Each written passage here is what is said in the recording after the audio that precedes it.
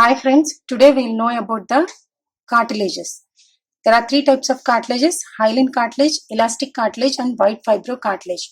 All these cartilages, they are non-nervous and they are divided of these blood vessels. Out of this, hyaline cartilage is the weakest cartilage and white fibro cartilage is the strongest cartilage. This cartilage is the precursor of a bone. And this is the abundant cartilage which is seen in our body. Now we'll see the unique identification features of the hyaline cartilage. First, it is lined by the perichondrium, which consists of outer fibrous layer and inner cellular layer. This perichondrium, it is supplied by the blood vessels. It is rich in blood vessels.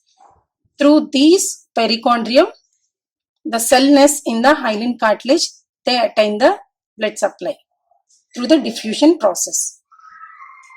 Now, we'll see the identification points of the hyaline cartilage. This is the perichondrium, which is the dense connective tissue which lines outside the cartilage, and this is the ground substance.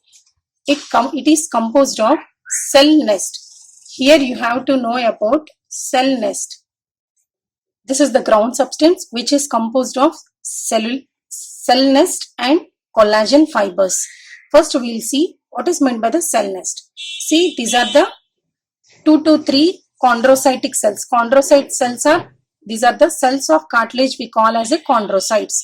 These 2 to 3 chondrocytes aggregated together, which are placed in a empty capsule known as lacunae. That group of cells which are placed in a lacunae is known as cell nest. This is all these are cell nests. And this ground substance, it is composed of collagen fibers. Type 2 collagen fibers will be seen in hyaline cartilage. Here, the unique feature is we can't clearly distinguish the collagen fibers clearly in the ground substance because of this ground substance. It is made up of a chondroitin sulfate. Here, the refractive index of the chondroitin sulfate or nothing but refractive index of ground substance is same as that of the refractive index of collagen fibers. So that's why we can't clearly see the collagen fibers in the hyaline cartilage slide. And the ground substance, the color of the ground substance is semi-transparent, amorphous, gel-like, and it is bluish color. Now we'll see the identification points. This is the hyaline cartilage. First point, outermost thick fibrous connective tissue called perichondrium. Next point, 2 to 4 cells grouped together to form cell nest, placed in a empty space that are called lacunae. Third point is this intercellular substance containing type 2 collagen fibers having the same refractive index of ground substance. In the ground substance, the main content is chondroitin sulfate. So the chondroitin sulfate refractive index is same as that of the refractive index of collagen fibers. So that the collagen fibers are not distinctly seen. Next point is this intercellular substance is firm gel-like, appears as homogeneous and semi-transparent, and it is bluish in color. These are the few examples of hyaline cartilage. The first one is trachea, larynx, which is made up of thyroid cartilage, cricoid and base of arytenoid cartilage. These three cartilages are made up of hyaline cartilage. And third one is bronchi.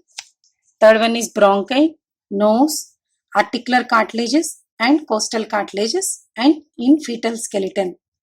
These are the few examples of hyaline cartilage. This is the elastic cartilage. It also consists of a perichondrium This is the perichondrium,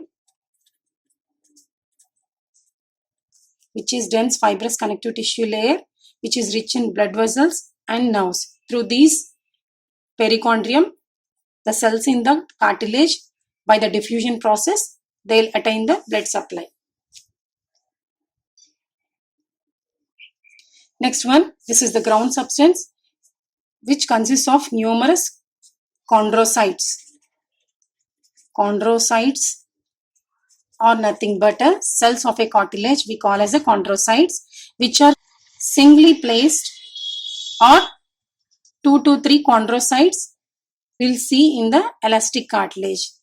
All these elastic cartilaginous cells, nothing but chondrocytes, they are placed in meshwork of elastic fibers.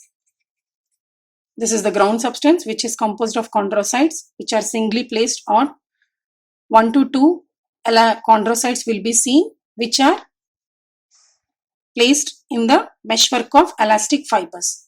This is about the elastic cartilage. Now we will see the identification points of elastic cartilage.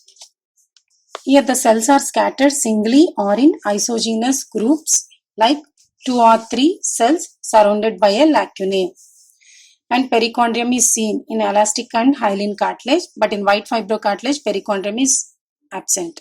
This is the third point, intracellular substance containing more number of elastic fibers and ground substance here is reduced. Less number of ground substance will be there, and it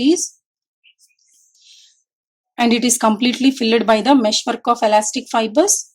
Within the meshwork of elastic fibers, we will see the chondrocytes. And then it consists of greater opacity and elasticity because of containing elastic fibers. So these are the unique identification points of elastic cartilage. Now we'll see the examples of elastic cartilage. These are the examples of elastic cartilage. First one is external auditory meatus and ear pinna. Second one is auditory tube related to ear. External acoustic meatus, ear pinna, auditory tube. And then epiglottis. And then this epiphysis of arytenoid cartilage, corniculate cartilage, and cuneiform cartilage. These are the examples of elastic cartilage. Next we will see this is the white fibrocartilage.